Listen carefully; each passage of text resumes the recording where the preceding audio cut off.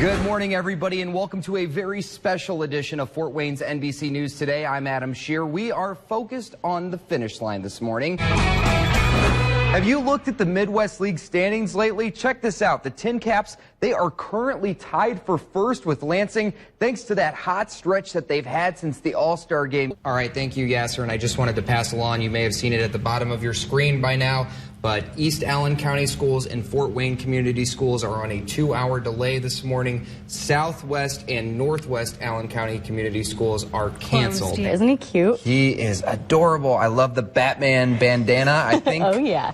He might not make it out of here today. Well, I should let somebody else adopt him. How can they do that? Later tonight, thousands of people are going to be screaming their lungs out, singing "We All Live in a Yellow Submarine" down the street at the Coliseum. But before they get there, they're going to think, we all live in a city full of orange cones. You can actually see plenty of them behind me. We are off of Coliseum Boulevard between Clinton Street and Coldwater.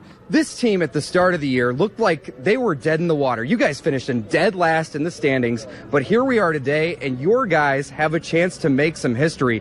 What happened? It's unbelievable. Those schools in the country really put the pressure on their starting quarterbacks, quite like Notre Dame and Michigan. And tonight for Shea Patterson and Brandon Wimbush, you know for sure that those guys are going to hear it from their fans if they don't play well. They really ramped up their efforts here recently to get that man out and into their custody. He's currently on the way to the Fort Wayne Police Department for further questioning. As officers are currently trying to pull a car out of that vacant home behind us using a tow truck. Here is what we know happened this morning. And people who live here in the Chapel Oaks apartment complex not only waking up to a little bit of rain this morning, but also some really shocking news. In fact, we just spoke with one man who was walking his dog near this pavilion you see here behind me, shocked to find out that a woman had been murdered here. This is the moment of truth. We've got their citrus chipotle wings right here and the Tower Grilled. I'm going to start with the token Tower Grilled ones and tell you how they taste. I'm really looking forward to these.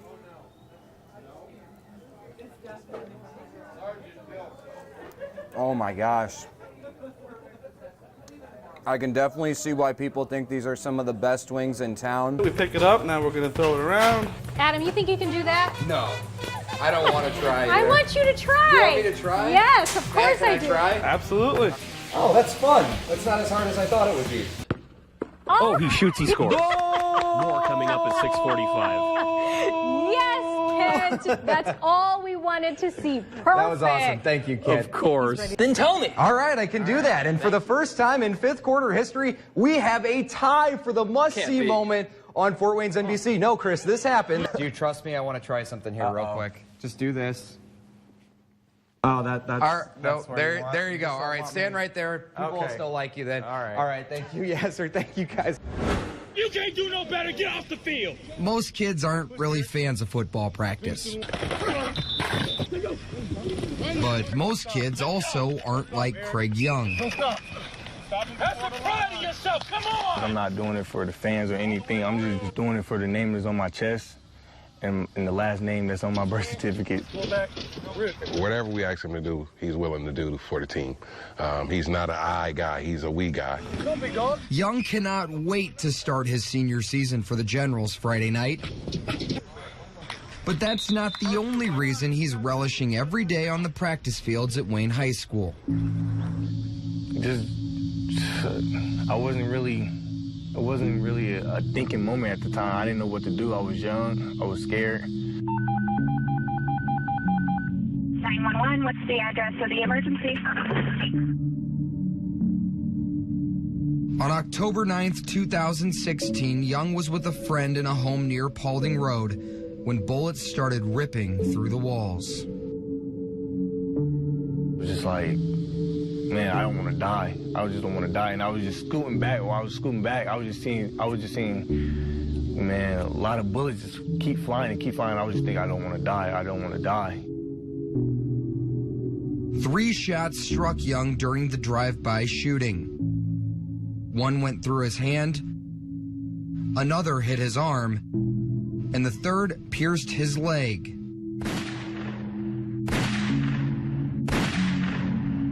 He was just 15 years old. I get this call and you know, my wife Antoinette, she studied trying to tell me to calm down, but it's like I couldn't calm down because, like I said, I felt fear, and I'm thinking, is he going to make it? Is he going to make it?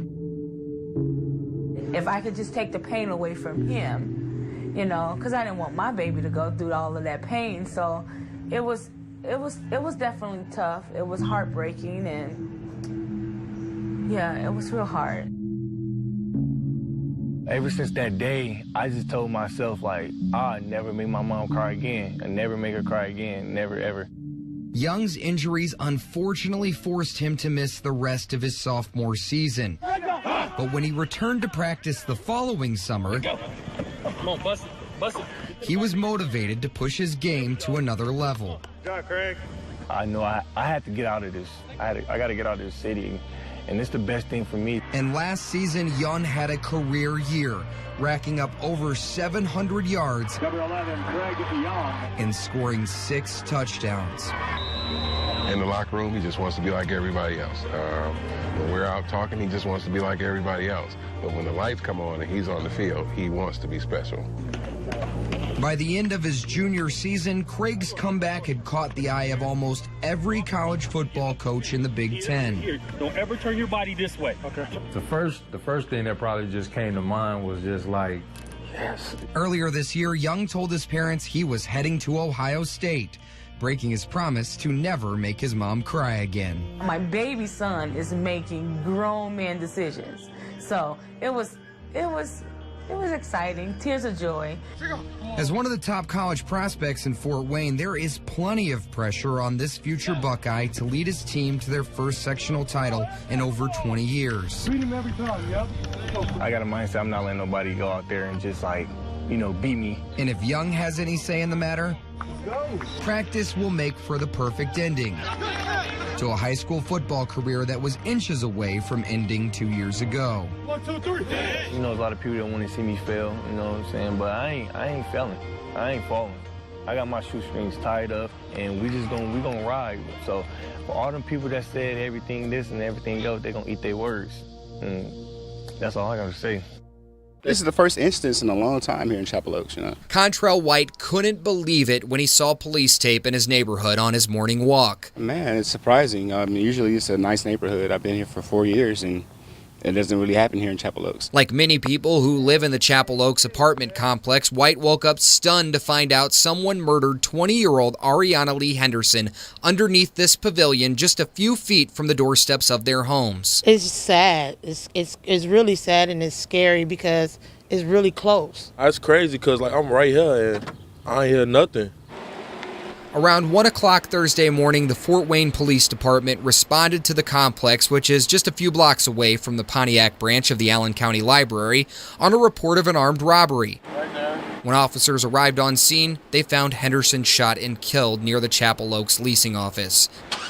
After talking to people in the complex, police believe that the shooting and the armed robbery could actually be connected to each other, despite apparently having separate victims. We're trying to piece everything together. We do have some witnesses. Samuel Evans claims that he worked with Henderson and cannot believe that someone would do this to her. She had a daughter, too. Like, why would you kill somebody that got a whole family? People just don't know what they be doing out here. Evans, his mother, and White, along with several other people in this complex, hope that crime like this won't continue in their neighborhood. Does this make you change your mind about wanting to be here, wanting to live here? A little bit, wanting to move apartments. Because right now there is a certain level of uncertainty at the Chapel Oaks apartments. Reporting in Fort Wayne, Adam Shear, Fort Wayne's NBC News.